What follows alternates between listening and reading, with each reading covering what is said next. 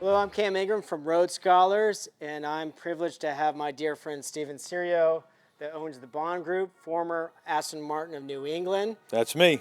He's slumming it here in North Carolina today.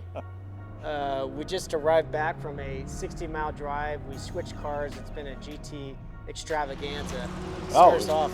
Yeah, it was a great reason to get out of Boston for the day and get away from the rain and the snow to drive these bookend cars.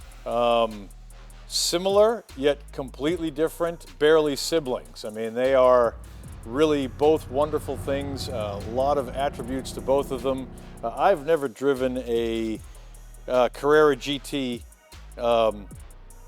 with the torque this car has. I am shocked at from pulling from zero, and I know it's the gear set, but this thing is, it's the only Carrera I've ever been in where you don't have to wind it up to 4,000 RPM to feel something. You feel it immediately from the get-go. And before you know it, you're in third, you're in fourth gear, and these rolling hills were perfect for that.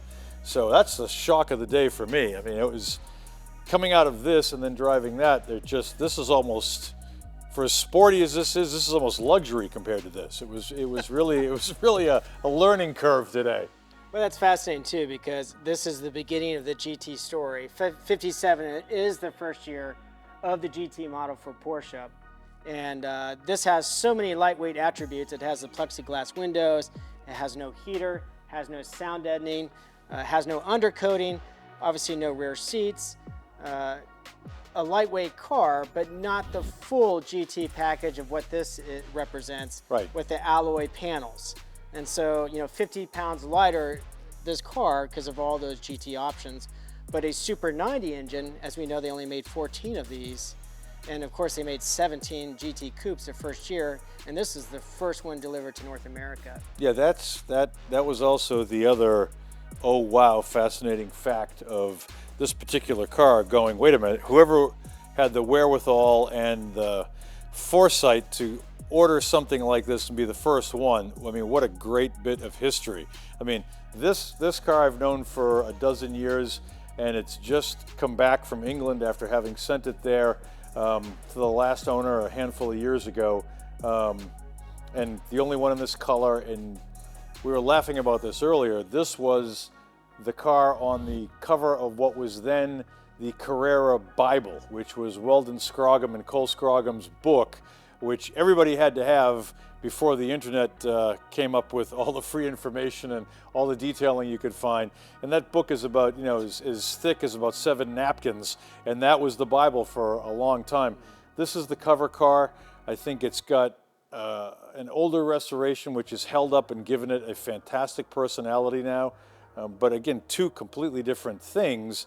And I think the genesis for Porsche having built what I would call the period hot rods, which again lead to the likes of Rod Emery and John Wilhoit have built modern versions of these two cars to make them more accessible to the public. But this is the real, these are the real in-period, super rare, cars. hen's teeth comp cars for the street. And that's funny, because now we talk about, we did those 60 miles today, and we're saying how usable these are. And the 356 model, and you were making the comparison to DB4s in period and other things of its competition in period. Yep. But in the modern context, and why so many new collectors in the hobby, in the industry, go down the rabbit hole, because there is a direct genetic parallel between the seat and how these drive to a new 911. You can feel that genetic strain and design, and how captivating and usable they are.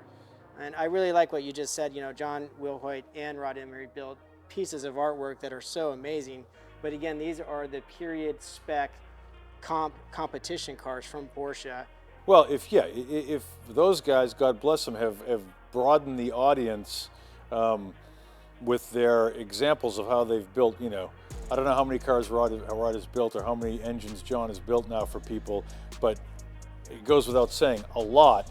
But because you couldn't get one of these. I mean, you couldn't get one if you could get one of these 14 cars, that's rare enough, and then you've got to get one in great shape, and then you've got to be able to afford to do it. So these were, way ahead of the curve for the people that appreciate them.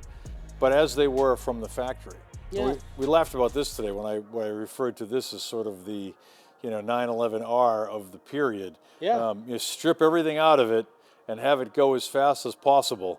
I get it. I get it now. Really neat to drive these cars today, and how polar opposite they are.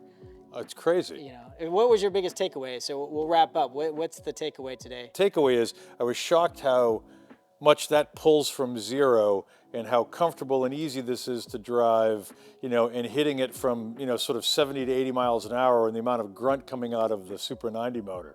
So yeah, both things very different, and not only 3 years apart.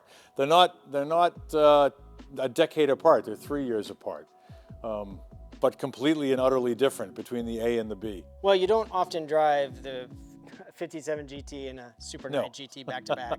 So it was, real, maybe next time we come back, that's an SC, one of the rare SCs, when they only built 60 of those with all the GT options right behind you. So yeah, because 14 wasn't rare enough, so 6 makes this even rarer than this. Yeah. And rarer than that, which they made 17 of in 1957. It's fun to drive these cars, fun to be part of the caretakers and part of keeping them on the road, part of their history. So thanks for coming down.